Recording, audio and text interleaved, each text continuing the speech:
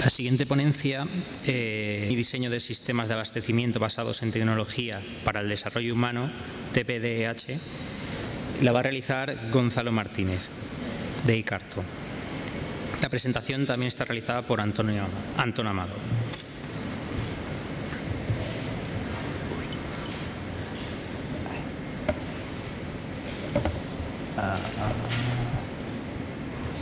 Vale. Bueno, en primer lugar, decir que soy el último eslabón de la cadena de este proyecto. O sea, ya estoy ahí de último en la lista y ya ni siquiera debería estar. Pero bueno, como veis hay un montón de logos, entonces es un proyecto bastante grande en el cual hemos tenido la suerte de colaborar desde hace años.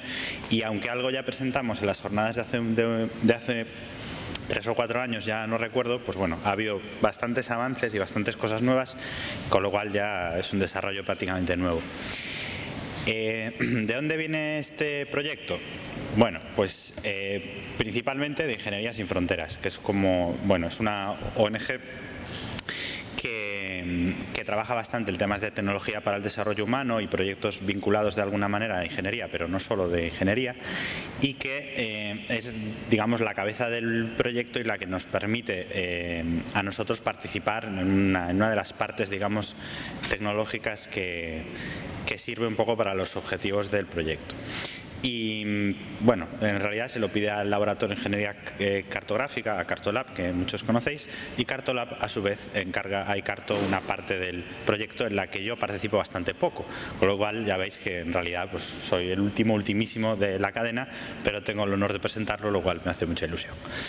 Entonces, una vez introducido esto, el índice que más o menos intentaré seguir es, os contaré un poquito los antecedentes para que se entienda el contexto, que me parece importante, y luego pasaremos a ver qué es Fonsagua y qué se ha hecho en esta fase de Fonsagua, y intentaremos ver un pequeño ejemplo en vídeo y bueno, cerrar con conclusiones y un poco cuál puede ser el futuro y tal.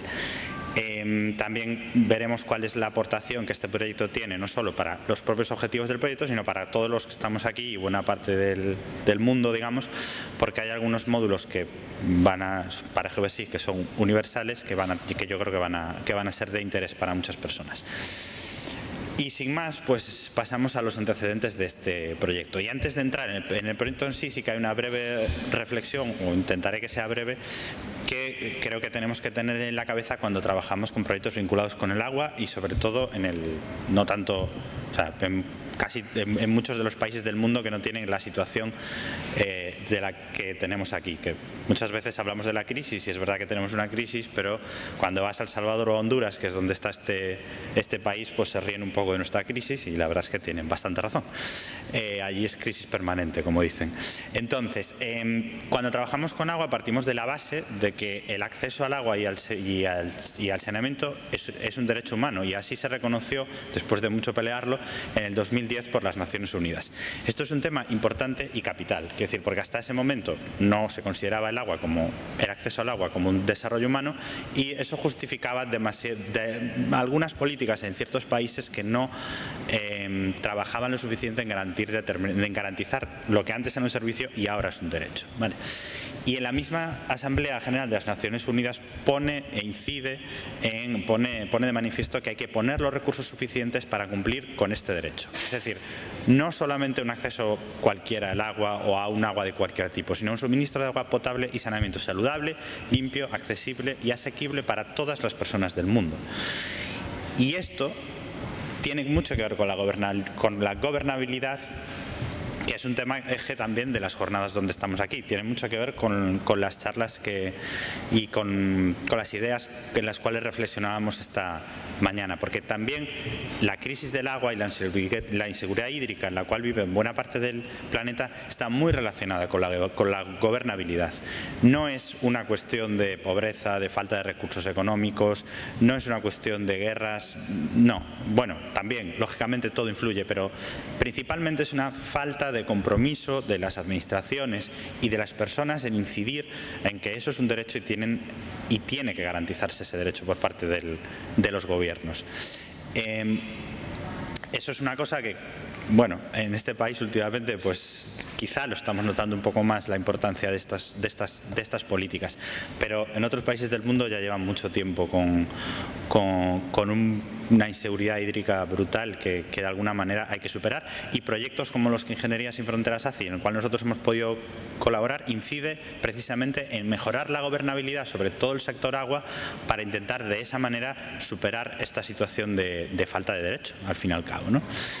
Entonces, ya focalizando un poco en la historia y no tanto en el contexto que rodea la historia, nos ponemos en El Salvador y en Honduras, que son dos países centroamericanos de los menos desarrollados económicamente de la región.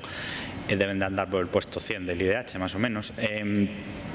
Hace muchos años, digamos unos 15, Ingeniería Sin Fronteras empezó a trabajar en El Salvador y empezó a trabajar con unos proyectos muy sencillos y muy entendibles, que es básicamente ayudar a una comunidad primero y a otras comunidades luego a hacer un sistema de abastecimiento. Eso es realmente un uso de la tecnología necesario, pero muy entendible, muy concreto, y que en realidad pues puede servir para dar un servicio a una serie de personas, pero su relevancia, digamos, es limitada. Pero a partir de ahí, de esa primera intervención hace 15 años, se hicieron más proyectos, se ampliaron, digamos, las redes con las que se trabajaba, y a partir de ahí, de empezar a trabajar con muchas ONGs, el proyecto se extendió de alguna manera a Honduras, los financiadores empezaron a crecer y se empezó a trabajar esta línea de intentar fortalecer el tejido social y el tejido administrativo que sobrellevaba todo el sector agua y que por tanto empieza a cumplir con estas competencias de las cuales hemos hablado hasta ahora. Y eso nos lleva a hoy en día que Ingeniería Sin Fronteras empezó el año pasado, un proyecto con ANDA, que es este loguito pequeñito que hay aquí, que es la Administración Nacional de Aguas de El Salvador. Ellos son los responsables de dar de agua a todo un país.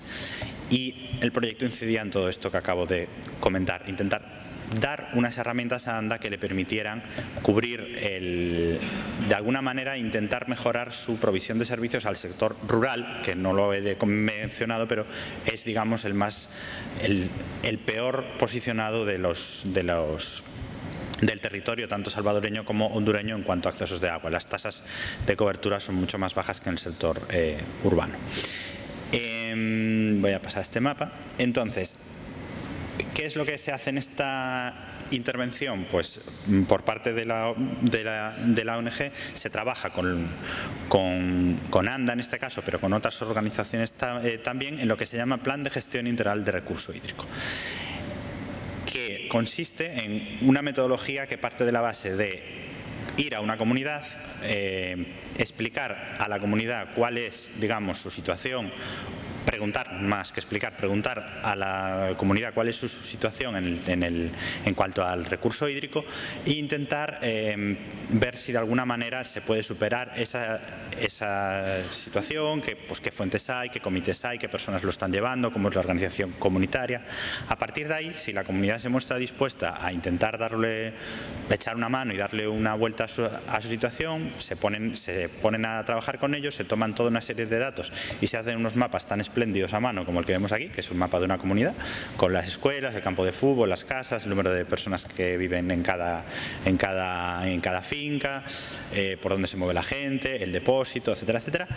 Y con ello se construyen alternativas de abastecimiento de agua a partir de todos los recursos que tenemos en la comunidad. Las alternativas lleva un tiempo hacerlas y hay que tomar muchos datos y hay que procesar muchos datos, y posteriormente se saca una serie de informes que se entregan a la comunidad para que la comunidad, también en asambleas, decida un poco qué hacer con eso, porque a lo mejor tiene 5 opciones que pueden, digamos, mejorar su situación en cuanto a recurso hídrico, unas más baratas, otras más caras, otras mejor, otras peor, pero es la comunidad la que decide. Esta metodología de plan, que podemos ver aquí también, digamos, en 6 pasos, es la que de alguna manera se está trabajando ahora con toda la administración salvadoreña, con ANDA, para que ellos la hagan suya, lo cual es un gran paso.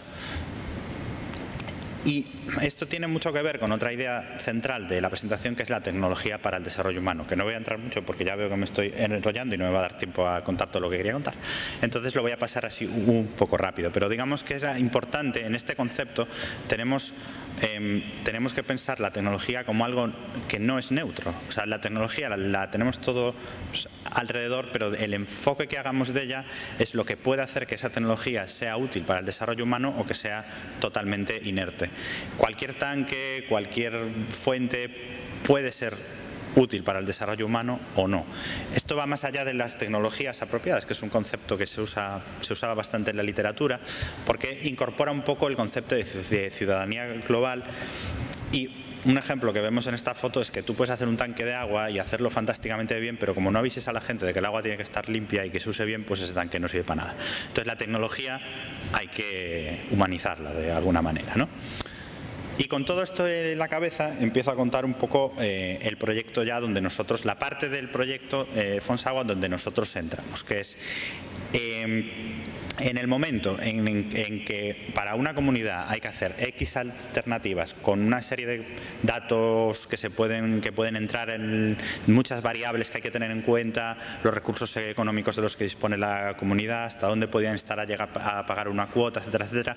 Eso es bastante trabajo, y para toda una administración central de un país como puede ser Ande, pues eso es un trabajo bestial que es inabordable sin herramientas que puedan ayudar a ello. Y aquí, de nuevo, pues entra la tecnología no neutra que hemos puesto a disposición para intentar que este proyecto salga lo mejor posible, que es Geobasic Fonsagua.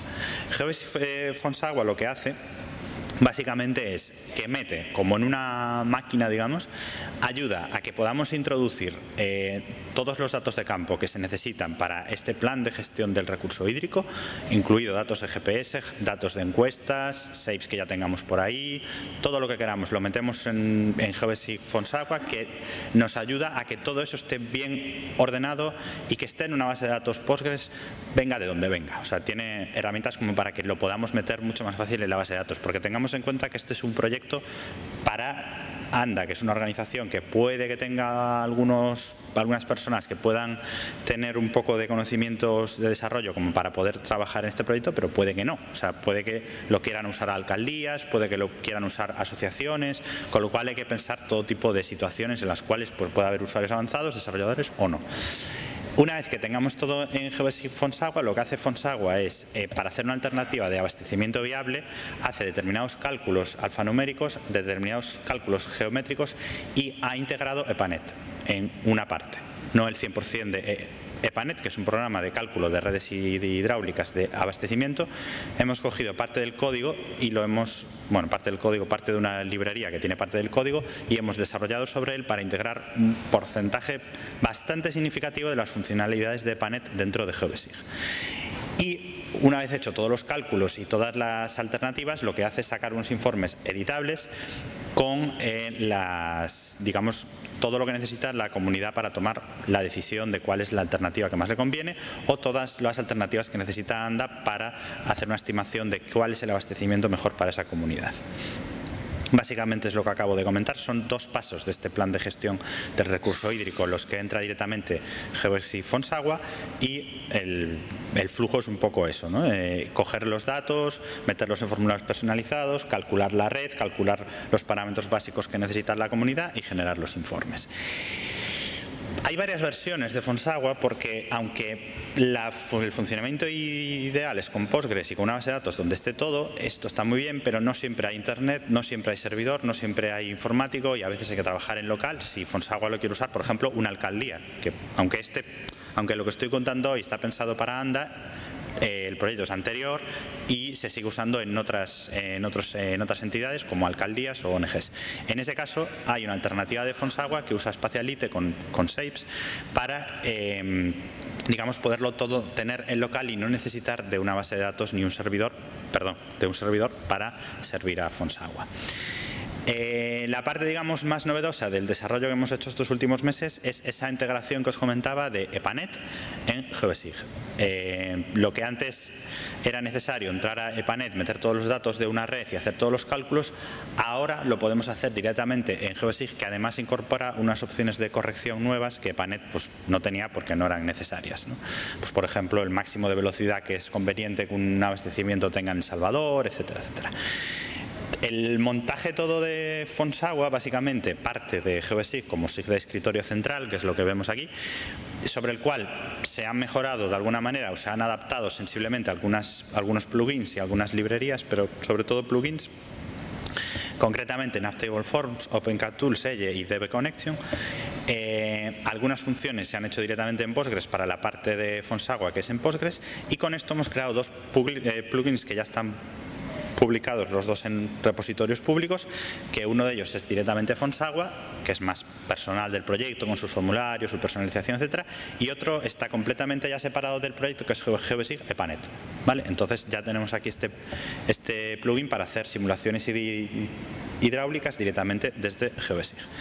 Entonces, con esto, directamente, que esto es mucho más visual, pues podemos comentar el vídeo, que son 5 minutos. Tengo tiempo, ¿no? 5 minutos. Perfecto. Vale. En el vídeo lo vamos a ver todo mucho mejor que lo que yo estoy contando hasta ahora, ¿no? Fonsagua empieza con una conexión a la base de datos en la modalidad de Postgres, donde bueno, pues los usuarios se loguean, no hay ningún problema, y se entra a uno de los módulos que lógicamente por el que se empieza todo, que es con la importación y la digitalización de datos. Yo entro en Fonsagua, tengo, bueno, como veis ya cambia un poco GeoBSIG porque hemos tocado los botones y hemos puesto algunos nuevos, y lo primero que voy a necesitar cuando hago una comunidad nueva es importar esos datos que normalmente están en GPX o en SAPE ya tratados desde GPX de GPS. Entonces yo me traigo esos datos, claro, esos datos vienen de SAPE o de GPS, pero aún no están en mi base de datos y no quiero que el usuario abra Postgres. Entonces lo que hay es unas herramientas que permiten directamente abrir la tabla de mi SAPE o de mi GPX y con un botoncito y un TXT que le digo cómo matchar una cosa con otra, pues entonces lo que me va a hacer el programa es migrar directamente a la base de datos, a la tabla de la base de datos donde tienen que estar esos datos para que luego Fonsagua haga las operaciones pertinentes. Es una herramienta muy sencillita, pero la verdad es que era totalmente necesaria y muy cómoda, porque si no, pues no tenía mucho sentido tener que saber de bases de datos para poder trabajar con esto. Una vez que tengo mis datos en la base de datos, como veis, los iconos son así un poco estrafalarios, pero son lo suficientemente claros como para que se sepa si una cosa es una escuela, si es un centro de salud, o si es el centro de la comunidad o lo que sea. Entonces, luego tengo una barbaridad de datos de las comunidades. No tengo muy claro ahora mismo del número de campos que hay, pero creo que son cientos, porque digamos que el informe y el estudio que se hace de cada comunidad es amplísimo. Se toman datos pues de toda la población fragmentada, de cuántos consumos tengo de cada cosa, de cómo está el saneamiento, de cómo está la salud, de si la comunidad está, digamos, más organizada o no, de los centros educativos sabemos hasta el número de niños que pueda haber. Todos esos datos, precisamente tanto para ANDA como para las alcaldías como para las ONGs, son útiles y por eso están ahí. Una vez que tengo todos los datos metidos en mis informes, puedo hacer el cálculo de alternativas, y para ello pues digamos que hay un mapa específico para crear una nueva alternativa, donde le digo la zona donde voy a crear esa alternativa y hay una pequeña restricción topológica para que pueda hacer el cálculo, y entonces empiezo a meterle los datos que yo necesito para calcular la alternativa. Pues por ejemplo, cuánta agua tengo y cuánta agua necesito usar. El programa me ayuda un poco, de tal manera que como sabemos cuánto consume o cuánto debería consumir cada familia, pues de alguna manera él me va a poder decir si el agua que yo tengo es suficiente o no y si me va a llegar para los objetivos de desarrollo que yo tengo. Aquí es donde empieza a entrar el EPANET. Si veis, para los que hayáis usado alguna vez ese programa, veréis que los iconos son los mismos que tiene el EPANET para facilitar que un técnico, digamos, hidráulico, pues sea más fácil, ¿no? Para él se familiariza más con estos iconos. pues se pone un depósito, se pone un bombeo. Bueno, los planos son feísimos, eso ya os lo digo ahora, ya pido disculpas, pero digamos que como es un tema de cálculo, realmente la estética aún no está trabajada, porque el proyecto ni siquiera está acabado de todo, y lo iremos trabajando una vez que tengamos ortofotos y todo esto. Pero tenemos todos los datos que necesitamos, independientemente de que sean bonitos o feos los mapas. Podemos introducir toda la red. En el momento que tengo todas las tuberías metidas, entonces puedo hacer los cálculos de la red que yo necesito. Por ejemplo, dimensionar una bomba. Le digo qué tipo de bombeo, le digo si quiero bombeo, qué tipo de bombeo tengo, y entonces me puede ayudar a, pues si tengo 50 personas, en este caso, con los caudales que necesito, por ejemplo, qué potencia de bomba necesito usar. Eso es algo que EPANET hace también, y aquí lo hemos cogido de EPANET, pero le hemos hecho ya alguna serie de simplificaciones para que, digamos, que sea aún más inmediato. Metiendo en el formulario varios datos, el formulario me devuelve el número para saber si está bien o mal. Si una vez que le doy a simular la red, si hay errores, él me los dice. Es decir, pues el agua no te llega a este punto, igual que el EPANET. El agua no llega a este punto porque no hay presión suficiente. Perfecto, él ya me lo dice, y así sé que tengo que dimensionar la tubería de otra forma. Presupuesto, fundamental. Él me ayuda pues a calcular el presupuesto que yo necesito no, para calcular el presupuesto a lo que me va a salir la alternativa. Luego ya veremos si es el que sale o no. Se trabaja mucho con el tema de cuota por persona, que en realidad es lo que puede hacer un sistema sostenible o no. Si las familias pueden pagar parte de esa alternativa y sobre todo la sostenibilidad de la misma. Una vez hecho todos los cálculos en este módulo de EPANET que tenemos y los resultados son satisfactorios y nos ha dicho que está todo bien, pues puedo sacar todos los informes con todos los datos en ellos, y además son informes editables, con lo cual pues si me hace falta cambiarlo, pues que normalmente hace falta cambiarlo para incluir textos o imágenes o lo que sea, pues no habría ningún problema. Eso es una cosa que es bastante cómoda a la hora de trabajar, sobre todo pues en entornos más corporativos como una administración o una organización, pues que tienen que hacer muchos informes de cada comunidad, y en el fondo pues si no sería casi imposible trabajar con ellos. Entonces esto yo creo que más o menos lo puedo saltar. Estos son los informes, y yo creo que aquí, por ejemplo, aquí se está comentando pues que el sistema tarifario no funciona o lo que sea. Y con esto me paso la presentación de vuelta. Vale. Este es un pequeño ejemplo de lo que Fonsagua está haciendo, ¿vale? Para que lo tengáis un poquito más visual todo, ¿no? ¿Algunas lecciones aprendidas de este proyecto? Pues unas cuantas, la verdad. El proyecto ya os digo que no está cerrado de todo, pero ya hemos aprendido unas cuantas cosas. Por ejemplo, que cuando trabajamos con tantos actores como habéis visto, todos esos logos que había ahí, cuando se trabaja con comunidades y cuando se trabaja con administraciones lejos, es muy importante mantener la comunicación, no desestimar la difusión de este proyecto, porque no se puede quedar solo en una herramienta, sino que tiene que servir un poco para que se intenten por parte de determinadas administraciones hacer las cosas de otra manera. Y luego que en el proceso tienen que estar todos los roles de alguna manera. En el momento que se empieza un proyecto, y eso es general, tanto aquí como allí, como en todo el mundo, es muy importante que tengamos en cuenta tanto a las personas que lo van a usar, las personas que lo van a desarrollar, las personas que lo van a intentar dar mantenimiento, las personas que tienen que darlo por bueno pero no lo van a usar. Todo eso puede hacer saltar por los aires el proyecto en cualquier punto. Entonces, bueno, pues fue una de las lecciones que aprendimos, de no desestimar que todo el mundo tiene que estar desde el principio en un proyecto como estos, ¿no?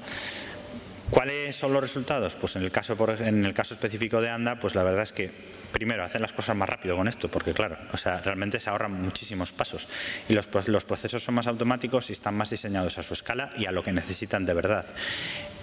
Los diseños de abastecimiento son más precisos con la integración de Geosig y EPANET. Es verdad que el módulo de EPANET no hace el 100% de lo que hace EPANET, ¿vale? Le queda sobre todo la variable temporal, que es un tema que no es menor, pero que digamos que ni siquiera queremos que sea muy difícil hacerla. Lo que pasa es que bueno, había que acotar por algún lado y no se podía hacer todo por ahora. Gonzalo, ¿vamos concluyendo? Sí, ya acabo. Ayuda mucho a la generación de alternativas, como hemos visto, no hay por qué comprar ni una sola licencia para hacer este proyecto. Y como resultado, bueno, la herramienta GeoSig EPANET, que ya está publicada, realmente pues la tenemos, digamos, la podéis usar y la podéis probar, y para otros proyectos que tengan que ver con agua, la verdad es que yo creo que va a ser bastante útil. Próximos pasos, esto pues tenemos un montón de ideas de cosas que habría que hacer a partir de ahora, otros módulos, sobre todo pues la variable temporal para los módulos de alternativas, muchos indicadores y gestión de analíticas que por ahora no se han podido hacer, etcétera, etcétera. Estos son los dos repositorios donde están las dos herramientas que salen de este proyecto. Fonsagua, donde está todo, y sí que es muy personal, está muy personalizado para el proyecto, y luego de Fonsagua se extrae la herramienta GeoSig EPANET, que ya no tiene nada que ver con Fonsagua y que solamente es el módulo de EPANET integrado dentro de GeoSig. Y nada más, pues agradecer a los financiadores y todos los colaboradores, que han sido un montón, que teníamos en este proyecto complejo y que aún está vivo de alguna manera. Y nada más, muchas gracias.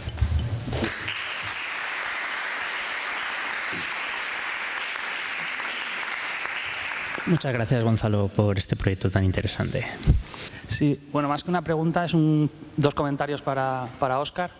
Lo primero, enhorabuena por el proyecto, porque es muy interesante que alguien se haya acercado al scripting desde tu perfil, que es el de, y no sabía que no sabías nada de programación, con lo cual con más razón. Y el segundo es que hay no lo has comentado, pero también es muy nuevo. Recuerdo que hay un repositorio de scripts que es que en la web en la que se publican los casos de éxito, que no sé si conocéis, pero bueno, entrando en geodesig.org y yendo a casos de éxito, llegaréis enseguida a los scripts, que es donde es un espacio en el que el proyecto permite a la comunidad que contribuyan sus propios scripts y que quedan categorizados para poder luego consultarlos y ver si alguien ya ha hecho algo.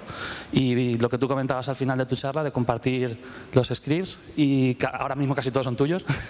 Y bueno, eso, que la herramienta queda para toda la comunidad. ¿Alguna pregunta más? Bueno, pues agradecer a Antonio García y colegas por ayudarnos en el aprendizaje autónomo en GeoSig, Óscar Martínez por su aportación en la introducción a scripting en GeoSig y Gonzalo Martínez por la presentación de este proyecto social tan interesante que nos ha enseñado.